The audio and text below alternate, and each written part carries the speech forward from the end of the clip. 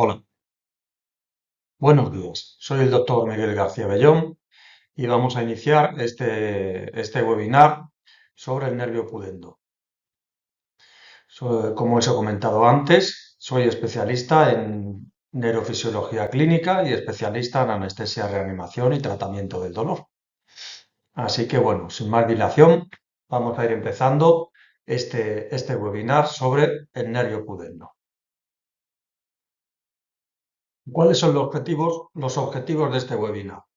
Pues bien, lo principal es entender el nervio pudendo, reconocer los síntomas que muchas veces son invisibles, bien por desconocimiento, bien por pudor, bien porque es una zona íntima al que muchas veces el paciente le cuesta exponer o explicar. Muy importante de este webinar, que es una de las patas principales, es que explorar de manera adecuada nos da gran parte del diagnóstico. Gastar tiempo y dedicación en una exploración física rigurosa nos ayudará muchísimo a que se nos ilumine esa bombillita en la cabeza de decir, vaya, hombre, pues a lo mejor es el nervio pudendo el que está afectado, el que está alterado. Eso nos permitirá diagnosticar con mucha mayor precisión. Importante, una vez que ya tenemos un diagnóstico encauzado en una exploración física rigurosa, podremos hacer un tratamiento, tratar con una lógica clínica. Y dentro de los objetivos de este webinar, uno de los principales es guiar al paciente antes, durante y tras el proceso de su patología del nervio pudendo. El origen anatómico del nervio pudendo es bastante conocido. Se origina de las raíces sacras de las S3 y S4 principalmente, alguna pequeña fibra de S2, y sale del plexo lumbosacro, forma parte del plexo lumbosacro inferior. Atraviesa el orificio ciático mayor para volver a entrar en la pelvis y hace un recorrido a través de la misma, inervando distintos órganos, músculos y finalmente da tres ramas principales para ano, periné y zona genital. En este trayecto dentro de lo que es la pelvis es vulnerable y susceptible a algunos atrapamientos y esto es clave para el manejo y el tratamiento del dolor perineal. Las tres ramas principales son la rama rectal inferior, la rama perineal, que se divide en rama superficial y profunda, y el nervio dorsal del clítoris o del pene, dependiendo de si es varón o mujer. Este es un nervio, es importante porque es un nervio motor y sensitivo, es un nervio mixto.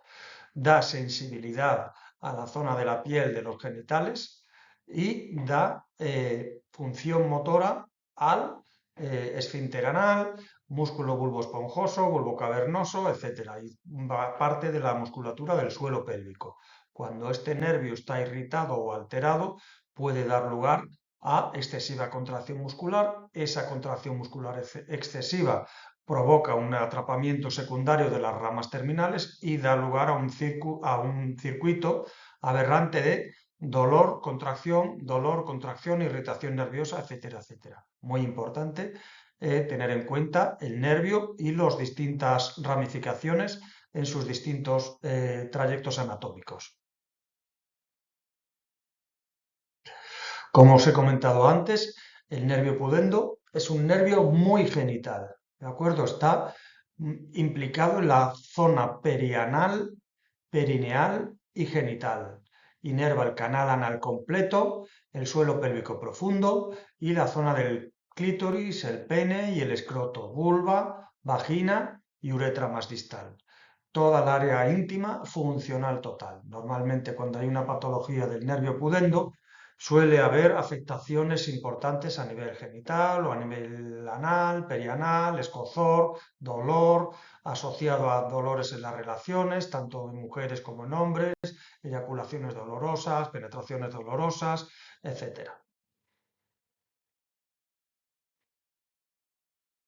Los principales músculos inervados, como veis en la diapositiva, hay muchísimos músculos en el suelo pélvico, dentro de la pelvis. Muchos de ellos están inervados por el nervio pudendo, pero no todos. Principalmente, los principales músculos es el esfínter anal externo, el esfínter uretral externo, los músculos bulbocavernoso e isquiocavernoso, el músculo elevador del ano y el músculo transverso superficial del perineo. Todos estos músculos tienen una función en el control motor del suelo pélvico. Cuando este nervio pudendo está irritado, inflamado, provoca un dolor o una disfunción de ese nervio que inerva esas fibras musculares o esos músculos en concreto. Normalmente, con mucha frecuencia, toda esta alteración suele ser, como en la patología del nervio pudendo, un predominio unilateral. Siempre hay mayor tendencia o querencia a un lado que el otro, ¿de acuerdo? Aunque sí que es cierto que en la línea media hay una confluencia de las ramas distales del nervio pudendo izquierdo y del derecho, se juntan unas con otras, ¿de acuerdo? Como veis, todo este galimatías de fibras nerviosas tienen todo el plexo lumbosacro, las distintas ramas del plexo, nervio pudendo, nervio iliacogástrico, etc. Y lo más importante de todo es que confluyen unos con otros. Es como una red en el que fibras nerviosas del nervio pudendo se integran dentro de todo lo que es el plexo lumbosacro y dan lugar a toda la inervación, no solo del suelo de la pelvis, sino a gran parte de las vísceras internas en la pelvis. Útero, trompas, no están, la parte más profunda no suele estar en relación con el nervio pudendo, pero el nervio pudendo puede dar de manera indirecta irritación o alteración dentro de todo lo que es la pelvis. Las vísceras principalmente inervadas son el recto y el canal anal, la vagina y la vulva, parcialmente, la uretra y la vejiga distal, y los órganos del soporte pélvico, como os he comentado antes, el suelo de la pelvis. Y tienen un papel clave en lo que es la continencia y en la sensibilidad visceral profunda del suelo de la pelvis. La prevalencia de la neuropatía pudenda, la prevalencia o cuánto es de frecuente la patología del nervio pudendo, se estima que dentro de lo que es el dolor pélvico crónico, un 30-40% de los casos, el nervio pudendo está implicado en ello. Aún está muy infradiagnosticado, como he comentado antes, por sensación de pudor, por vergüenza, por incomprensión. Es más frecuente en mujeres que en hombres y normalmente hay veces, pero no siempre, que suele haber causas mecánicas implicadas, posparto, ciclismo, cirugías pélvicas, partos dolorosos. Muchas veces es un dolor que es muy discapacitante porque empeoran las relaciones sexuales, empeoran las defecaciones, empeora al estar mucho tiempo de pie, al estar mucho tiempo sentado, dificulta las relaciones y la vida diaria y cotidiana. Como factores de riesgo, pues toda aquella patología o todos estos fenómenos que nos provocan compresión, bien a nivel muscular, bien a nivel del propio nervio, bien a nivel que nos disminuya de manera indirecta el flujo sanguíneo por la excesiva contractilidad de los músculos del suelo pélvico. Como principales factores de riesgo, partos vaginales complejos, cirugías ginecológicas previas, hemos comentado antes, ciclistas, deportistas, jinetes, posturas mantenidas en la oficina en una silla incómoda, estreñimiento crónico severo que implique grandes esfuerzos al defecar, traumatismos pélvicos de repetición, caídas en moto, culetadas, puladas, nos pueden dar lugar a irritaciones en el nervio pudendo. Muy importante para diagnosticarlo, tener una historia clínica orientada. Cuando el paciente viene a nuestra consulta, importante, como he comentado antes, gastar tiempo en la exploración física, en la historia clínica, estar tiempo con él, preguntarle si el dolor está al sentado o empeora al caminar, si nota sensación de ardor, si nota sensación de cosquilleo, hormigueo, calambres, si notas a veces sensación de cuerpo extraño dentro del canal anal o dentro de la vagina o dentro del periné. Muy importante si empeora con la defecación y sobre todo con la defecación y el estreñimiento, porque no es lo mismo hacer caca de manera con las heces blanditas que hacer mucho esfuerzo, que suponga mucho esfuerzo, apretar mucho lo que es todo el elevador del ano, que provoca dolores intensos. Normalmente suele haber también una importante mejoría al tumbarse. Los síntomas típicos, como habíamos comentado antes, es una zona muy circunscrita a la zona genital, tanto en mujeres como en hombres. Dolor perineal, dolor en los genitales, en los labios mayores, en los labios menores, en el introito, en el clítoris, en el pene, en el glande, escroto y muchas veces muy frecuente sensación de descarga eléctrica. Empeora, importante, en la defecación, en la micción, a veces en la eyaculación, y empeora al estar sentado y, como hemos comentado antes, importante alivio al tumbarse o al caminar o al movilizar. En la exploración física tenemos que vencer tanto el paciente como el médico la sensación de pudor y hacer unas pequeñas maniobras que nos van a dar muchas pistas. La palpación en la espina isquiática dolorosa es muy sugestiva de patología del nervio pudendo. La presión a nivel del canal de Alcock que reproduzca esos síntomas, el test de la sensibilidad del perineo, el rolling test, el cutáneo, que provoca un dolor muy intenso, eso es muy sugestivo de patología del nervio pudendo. La espenia ciática también es muy reactiva a la palpación y el tono muscular puede estar alterado. Normalmente suele estar hipercontráctil. Vemos en la exploración física que la musculatura del suelo pélvico está muy contracturada. Cuando uno hace el tacto rectal, hay una importante, en algunos casos, en los casos en los que hay irritación, aumento del tono del esfínter anal. En los casos de lesiones ya mantenidas durante mucho tiempo o secciones del nervio, lo que nos da muchas veces es el efecto contrario, disminución del tono del esfínter anal. Maniobras útiles. La digitopresión por vía rectal o vaginal de la espina isquiática, el test de Tinel pélvico a nivel lateral, es importante explorar un lado y otro para compararlo.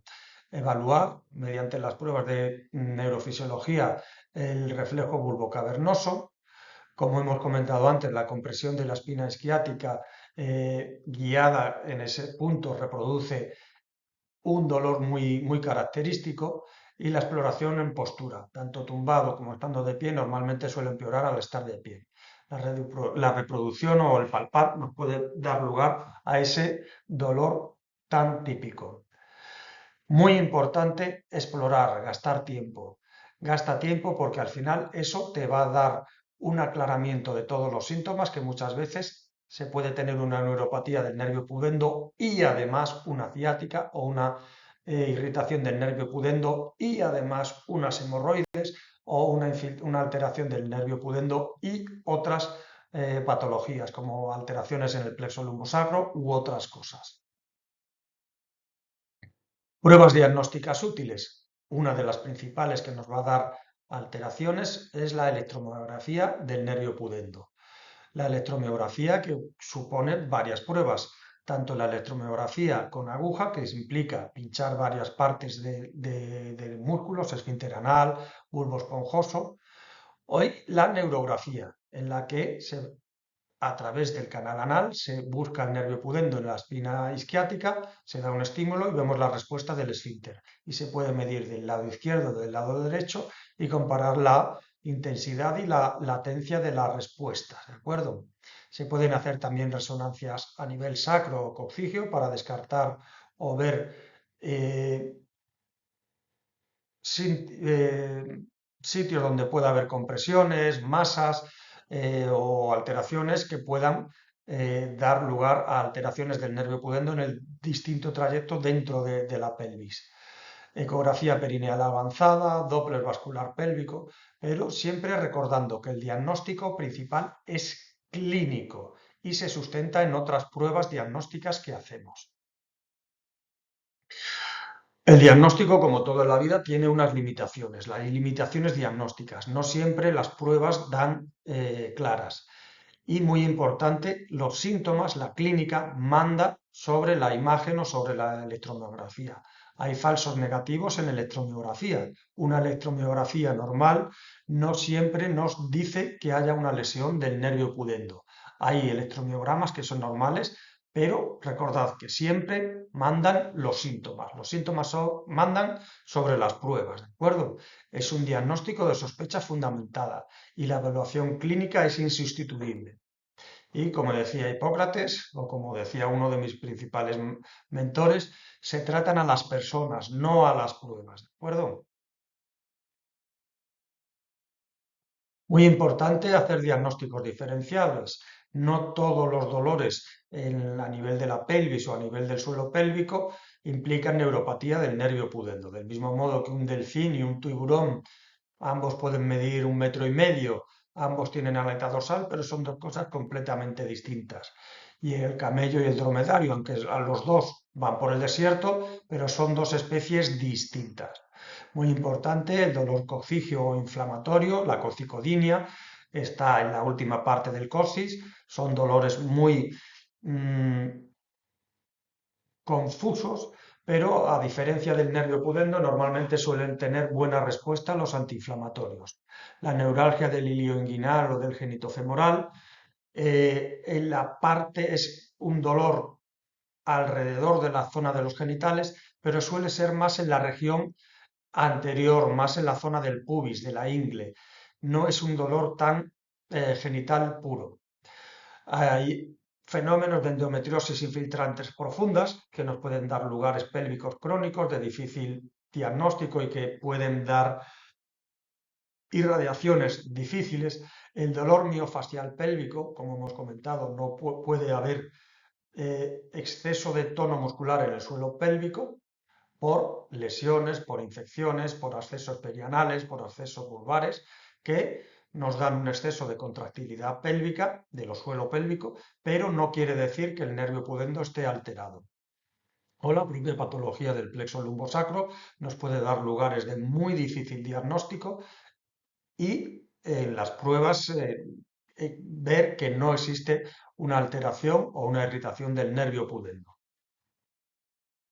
Existen, como somos otras causas de dolor genital, muchas veces muy evidentes que por falta de explorar, muchas veces nos pasamos por alto. En mi práctica clínica he visto muchas veces gente que acude por dolor del nervio pudendo y en la exploración, simplemente haciendo un tacto rectal o observando el ano, vemos a veces que hay hemorroides trombosadas o que hay líquenes esclerosos o que hay infecciones, vulvovaginitis, cicatrices posteriores a la episiotomía que son muy dolorosas, proctalgias funcionales, lesión de nervios vecinos, como hemos comentado, el genitofemoral, síndrome de la vejiga dolorosa, cistitis y hay veces que también hay dolores emocionales somatizados, sobre todo, desgraciadamente, en casos en los que ha habido abuso o vaginismo, mm, existe un dolor o una defensa muscular ante el tocar toda esta parte, eh, pero eso no quiere muchas veces decir que exista patología del nervio pudendo. Muy importantes 6 preguntas clave para encauzarnos o sospechar patología del nervio pudendo. Empeora al estar sentado, hay ardor genital o anal, irradia hacia el perineo, hacia la vagina o hacia el pene o al escroto, empeora tras las relaciones sexuales, mejora estando tumbado o estando de pie y el tacto reproduce ese dolor. Si varios de estos puntos son positivos, estaremos con mucha probabilidad cerca de una patología del nervio pudendo. Puntos de atrapamiento frecuentes entre los ligamentos sacros, en el canal de Alcock, en la salida por el foramen ciático menor, en la espina isquiática, en la zona lateral del recto o en el periné posterior, en zonas de compresiones en los músculos que cierran el suelo pélvico. Pero muchas veces no soy objetiva o es muy difícil encontrar un punto de atrapamiento. Importancia del bloqueo diagnóstico. Muy importante en nuestra práctica clínica habitual hacer bloqueos diagnósticos, porque normalmente cuando se bloquea el nervio pudendo, existe una respuesta inmediata provocada por el anestésico local, un alivio inmediato de los síntomas. Normalmente el paciente ve el cielo, se le pone los ojos y dice, Dios mío, se me ha quitado el dolor, gracias, gracias, este dolor que me tenía sin vivir, se me ha quitado. Muy importante. Identifica el origen del dolor. Si hay una afectación del genitofemoral, el bloqueo del nervio pudendo, no habrá mejorado el dolor. Si existe una patología de los nervios clúneos, el bloqueo del nervio pudendo no habrá mejorado el dolor. Si existe una coccicodinia del coxis, no mejoraría el dolor, el bloqueo del nervio pudendo. Ayuda también a hacer un plan terapéutico muy especializado y muy ya segmentado. Se realiza el bloqueo diagnóstico, al menos en mi caso, yo lo realizo siempre guiado por imagen, porque nos evita por vía posterior, es un acceso más sencillo y muchas veces ese bloqueo no solo es diagnóstico, sino que hay veces también que es terapéutico y no solo nos dice que es el nervio pudendo el que está irritado, sino que hay veces que también este mismo bloqueo, si está bien puesto, nos puede provocar semanas o a veces incluso meses de alivio del dolor, simplemente por dejar ese nervio bloqueado, dejando de transmitir impulsos eléctricos aberrantes. La ecografía en el nervio pudendo se debe de realizar con una sistemática, visualizando siempre el paquete vasculonervioso para no infiltrar en la arteria pudenda o en los vasos sanguíneos que rodean el nervio pudendo. Nos permite hacer una guía de la aguja en tiempo real, evitar estructuras vasculares o nerviosas que pasen al lado, como por ejemplo el nervio ciático. El acceso por vía posterior es un acceso seguro, permite una técnica mínimamente invasiva y es clave en manos expertas. Muy importante hacerlo con personal que tenga experiencia en el mismo.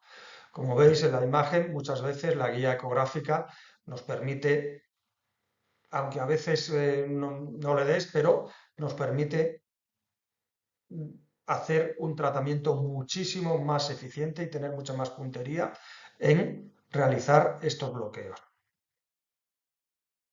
Las infiltraciones terapéuticas, como hemos comentado, es un bloqueo anestésico diagnóstico en el que la inmediatez nos la provoca el anestésico local. Se puede añadir un corticoide si hay una inflamación asociada. El anestésico local nos dará esa inmediatez y el corticoide en el más medio largo plazo nos irá actuando. Se puede utilizar en algunos casos ozono médico coadyuvante para intentar minimizar la inflamación y en algunos casos plasma rico en plaquetas, citoquinas regenerativas, que son técnicas precisas y repetibles. Muy importante para esto que no todo vale para todo el mundo. No todo el mundo puede ser susceptible de plasma rico en plaquetas o citoquinas, no todo el mundo puede recibir corticoides, no todo el mundo puede recibir anestésicos locales. Cada persona debe de recibir un tratamiento individualizado. La medicina regenerativa, como hemos comentado antes, básicamente plasma rico en plaquetas, citoquinas proinflamatorias, activa factores de crecimiento, mejora la inflamación crónica, regenera y permite regenerar tejidos irritados, por ejemplo el perineuro del nervio pudendo, y es una alternativa buena que tiene mínimos efectos secundarios al ser terapias basadas en tus propias células. No tiene efectos secundarios, no hay riesgo de efectos adversos al meterse en intravascular y la aplicación guiada mediante ecografía nos permite minimizar las lesiones.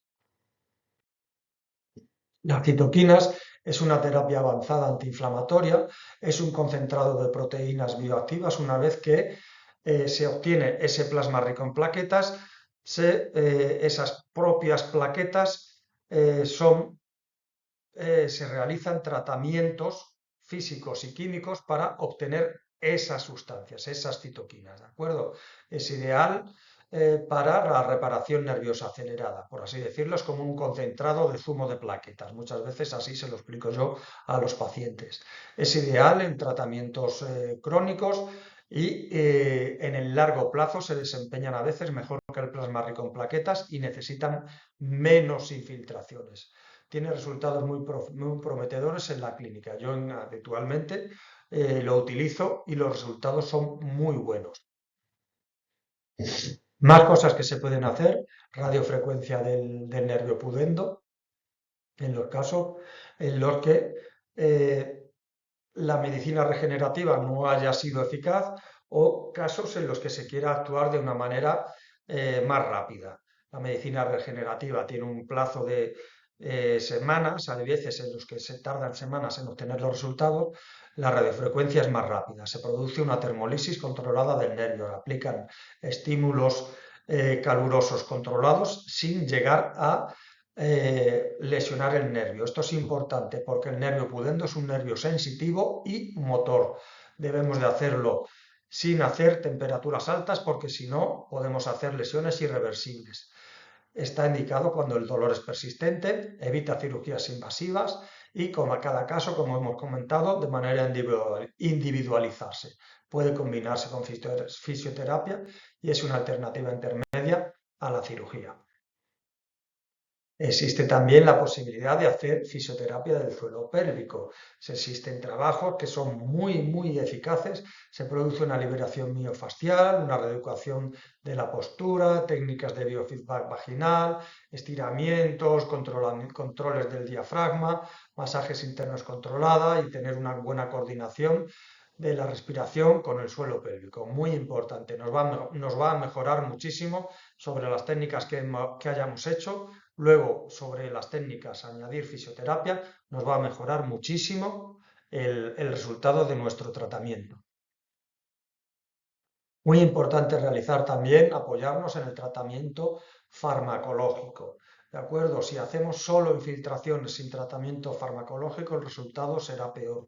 Si hacemos tratamientos farmacológicos sin realizar infiltraciones o técnicas más avanzadas, el resultado también será peor. Principalmente pregabalina, gabapentina, ajustando muy bien la dosis al peso y a la edad del paciente. Amitriptilina a dosis bajas también se ha mostrado eficaz, duloxetina como opción dual, antiinflamatorios en las fases más agudas, pero una de las partes importantes es ver que normalmente los dolores de origen neuropático tienen mala respuesta, tienen escasa respuesta al tratamiento con antiinflamatorios. Utilizar los corticoides en las infiltraciones ecoguiadas y en la medida de lo posible, si el dolor no se puede controlar, hay veces que hay que utilizar opioides, pero evitarlos también porque los opioides como efecto adverso también provoca estreñimiento y ese estreñimiento también nos empeorará la patología del nervio pudendo. Es necesario, como hemos comentado muchas veces, añadir un tratamiento farmacológico para mejorar las tasas de éxito y siempre con criterio, valorando beneficios y efectos secundarios. Hay veces que nada de esto funciona y sería necesario hacer alguna cirugía, pero esto siempre lo intentamos tener como último recurso y siempre valorando riesgo-beneficio. Cuando las terapias conservadoras han fracasado, cuando hay un dolor incapacitante diario que no responde a ningún tratamiento, cuando a veces se hacen esos bloqueos y mejoran, pero duran poco y no termina de mejorar, pacientes, muy importante hacer una selección rigurosa de ese paciente. Y siempre, como hemos comentado, la cirugía como último recurso, por cuando se hace una sección controlada de ese nervio, aunque el otro nervio pudendo nos puede dar una continencia y asegurar continencia tanto fecal como uretral, como todo, pero mantenerlo siempre, tener en cuenta la cirugía como último recurso. El pronóstico. El pronóstico de la neuropatía del nervio pudendo mejora si el diagnóstico es temprano. Muchas veces pacientes vienen a verme tras 2, 3 años peregrinando con dolores que nadie le ha hecho caso, nadie le ha echado cuenta y hasta que alguien se le enciende la bombillita y dice, vamos a ver si a lo mejor es un nervio pudendo". Cuando se trata a tiempo y se hacen las infiltraciones y los tratamientos adecuados y ese nervio se trata adecuadamente, se quita la irritación y la inflamación y deja de emitir señales aberrantes, el pronóstico suele ser bueno, que como hemos visto hay respuestas variables por paciente. Pacientes diabéticos con obesidad, con factores de riesgo, normalmente responden peor al tratamiento. El tiempo importa y mucho en la respuesta adecuada al tratamiento. Mejor, como hemos comentado, si es un tratamiento integral que incluya tratamiento farmacológico, fisioterápico y infiltraciones avanzadas. ¿De acuerdo? Y evitar sobre todo la cronicidad y la desesperanza. Muy importante el estado de ánimo. Cuando el estado de ánimo es bueno, el descanso es bueno, el descanso nocturno es bueno, normalmente suele mejorar bastante. Importante hacer un enfoque multidisciplinar, que no sea solo visto por el especialista del dolor, sino que también, en el caso de los hombres, sea visto por un urólogo, en el caso de las mujeres, por ginecóloga, para descartar otras causas que puedan dar lugar a dolores pélvicos de difícil control, prostatitis crónicas, por ejemplo, muy frecuente en mujeres implantaciones de focos endometriósicos dan lugar a dolores de difícil control. Muy importante en determinados casos una evaluación psicológica, muy importante también una evaluación neurofisiológica si es preciso determinar cuál es el nervio más afectado, se puede hacer electromiografía segmentada o bien de nervio pudendo, ilioinguinal, genitofemoral, para ver cuál es la parte nerviosa que está alterada. Muchas veces un trabajo en conjunto, bien adecuado, asegura unos resultados más duraderos.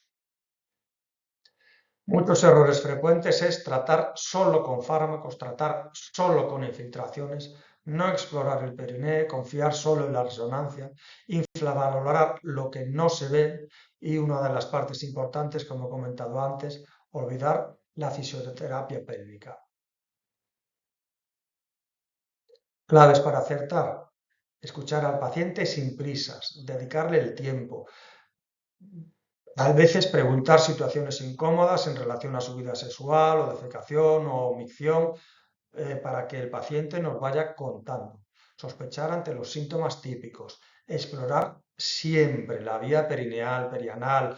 Intentar en la medida de lo posible hacer un tacto rectal si el paciente más o menos colabora, siempre con lubricación, intentar hacer un tacto rectal y siempre tener un criterio terapéutico claro, confirmarlo, sobre todo con bloqueos guiados. El bloqueo diagnóstico nos da la ventaja de que es diagnóstico y también tiene una parte terapéutica de alivio del dolor, que son pacientes que muchas veces tienen dolores de difícil control. Reevaluar esto en cada revisión. Hacer el bloqueo, hacer una revisión en 2 o 3 semanas, ver cómo le ha ido y si ha disminuido la intensidad de los síntomas y con el fármaco añadido ha mejorado, pues valorar a lo mejor una infiltración regenerativa, una radiofrecuencia u otras técnicas. Indicadores de buen pronóstico: dolor de menos de 6 meses, bloqueo con un alivio claro, buena respuesta a la fisioterapia, paciente motivado y colaborador, sin patología psiquiátrica grave y que tenga buena adherencia al tratamiento, ¿de acuerdo? Indicadores de mal pronóstico: dolor crónico de años de evolución, peregrinajes a distintos especialistas, muchas veces terapias absurdas, sin pies ni cabeza, múltiples tratamientos fallidos, ansiedad, depresión no tratadas, porque no olvidemos que el tratamiento de la neuropatía del pudendo afecta no solo a los genitales, sino que influye mucho en la vida sexual, afectiva y en el día a día, todos los habitual. La ausencia de respuesta a bloqueos, mal pronóstico y el sentimiento de aislamiento o de desesperanza. Yo nunca voy a salir de esto no me voy a curar nunca. Eso hay que intentar romper ese círculo. ¿Cómo explicárselo al paciente? El dolor es real, aunque no se vea, aunque no tengamos pruebas objetivas. El dolor, el paciente le duele normalmente, no se lo inventa. A alguien no le duele los genitales o no tiene relaciones sexuales o afectivas porque sí, ¿de acuerdo? Explicarle que no hay una cirugía mágica inmediata, que no hay infiltraciones mágicas que lo quiten para siempre, que se requiere un abordaje progresivo, un tratamiento conjunto y paciente con tener paciencia de que los resultados llegarán y que hay que darle unas expectativas reales, que si antes estaba con un dolor de 9, si conseguimos disminuir ese dolor a 4 o 5, estamos en el buen camino y que hay una esperanza real si se actúa. Muy importante, evitar ciertas frases que destruyen la confianza del paciente. Esto es psicológico, esto te lo has inventado, estás obsesionada, las pruebas no arrojan nada, tienes que acostumbrarte a vivir con este dolor, esto no existe. El daño no es solo físico. Acordaros que hundir al paciente en la desesperanza le va a meter en un fango del que le va a salir, del que le va a ser muy difícil salir. Del mismo modo, hay frases que sanan. Mira, yo te creo, tú tienes este dolor y aunque no encontremos una causa física objetivable, yo te creo. Vamos a intentar tratar este dolor. Vamos a buscar juntos la causa. Vamos a intentarlo juntos. No estás loca, no te lo estás inventando, no estás loco, no estás pirado. Mira, esto no es culpa tuya. No es culpa tuya que no tengas relaciones con tu marido si tienes este dolor. O no es culpa tuya que hayas tenido esto por haber tenido una caída o por tener tenido un accidente de moto y siempre que el paciente vea que le acompañamos en el camino, en el tratamiento, antes, en el durante el diagnóstico, durante el tratamiento y posteriormente al tratamiento. Muchas veces hay cosas que no se dicen, hay mucho pudor en el relato. La vergüenza muchas veces paraliza al paciente, estigmatiza. Se piensa que ese dolor que tiene en el nervio pudendo, la gente se va a reír o que la gente no le va a entender. La medicina muchas veces ignora lo que no es visible y como hemos dicho antes, si uno va al paciente y le dice que le duele el escroto, le duele el perineo, le duele el ano y el médico ni levanta la vista y le da 3 volantes para una resonancia, una ecografía y ni siquiera la ha visto y la ha explorado, pues bueno, pues no se le explorará la bombillita. ¿De acuerdo? Romper el tabú muchas veces salva vidas porque mejora la calidad de vida del paciente haciendo un diagnóstico temprano de la neuropatía del nervio pudendo. El papel del médico del dolor, no solo sin filtrar, sino también escuchar.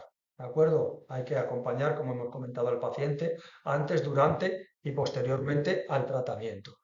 No solo tratar, acompañar, ver lo que otros no ven, gastar el tiempo, gastar la exploración y decir, vaya, pues es un nervio pudendo, o es un ciático, o es una cocicodinia, o es una hemorroide trombosada y dar el nombre al dolor, muchas veces silenciado, que el paciente no sabe muchas veces ya lo que le pasa o que tiene dolor del nervio pudendo, junto a otros dolores como dolor en la inserción de los isquiotibiales o dolores de sacrococcígeos de origen inflamatorio. ¿De acuerdo? Muy importante, exploración física detallada. Un llamado a los profesionales. No ignores lo que no entiendes. Si no lo entiendes, simplemente deriva al ginecólogo, deriva al urólogo, deriva a otro médico que probablemente tenga más experiencia que tú en este tipo de cosas. No derives por quitarte el problema. Estudia, escucha, pregunta las cosas aunque sean incómodas. Sé humilde ante el dolor ajeno, porque muchas veces el único dolor que es soportable es el dolor ajeno. Si el paciente está con mucho dolor, eh, por lo menos échale cuenta y pon que no, que tienes que presumir que no se lo está inventando, porque tu ignorancia puede hacer mucho daño y tu atención adecuada puede cambiar una vida, ¿de acuerdo? Porque las patologías del nervio pudendo son muy deteriorantes en el día a día. No se trata solo del dolor, como hemos comentado, tiene un impacto importante en la sexualidad, en la autoestima, da lugar a problemas de pareja, de aislamiento social, trastornos en el estado de ánimo. Estos pacientes evitan el sentarse, hacer viajes, trabajar sentados, porque el estar muchas veces sentados les empeora muchísimo el dolor.